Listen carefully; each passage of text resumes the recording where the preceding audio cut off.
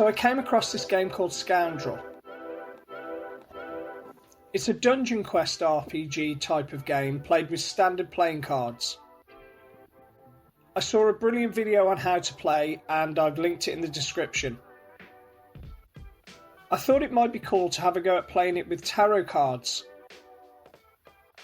All I've done is lined up the tarot card suits with the playing card suits. Then I've added in the Major Arcana. They'll act as special effects cards in each room. First I remove the page cards as they don't exist in a normal standard deck of cards. I also removed the Knight, Queen and King from the Pentacles and the Cups, as that's what you do in a normal game. I've lined up 20 matchsticks and they will count as my health points. So let's jump in on this room and I'll explain how to play as we go. Each time we enter a room, we need to draw 4 cards. As you can see, there's a card from the previous room, as you only actually need to use 3 cards in each room to move on to the next room. Now that might be defeating a monster, their swords, collecting the treasure, their pentacles, using a healing potion, which is cups, or using a weapon, which are wands. Now, as you can see, we've drawn the Knight of Wands, 8 of Swords, 7 of Wands, and then the King of Wands from the previous room. To defeat a monster, we must hit its value or over, and I've actually got 2 choices here. I've got the Queen and the Knight, whose value are higher. The cards go in number sequence up to 10. And then your Knight is worth 11, your Queen is worth 12, your King is worth 13, and aces are high in this game, they're worth 14. The Major Arcana card that I've drawn for this room is the Wheel of Fortune.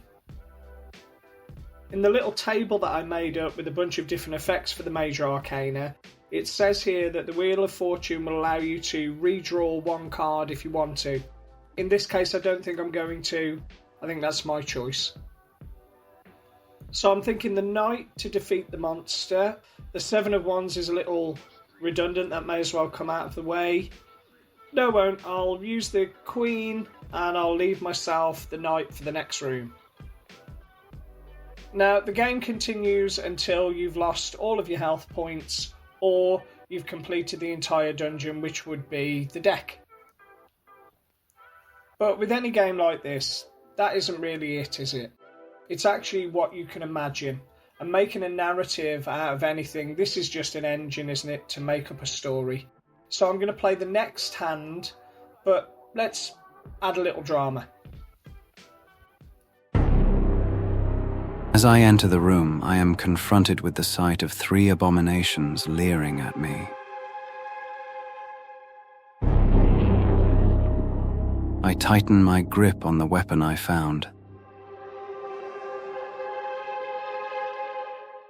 The first lunges at me, but I'm able to strike it down in mid-flight. The others are not so easy.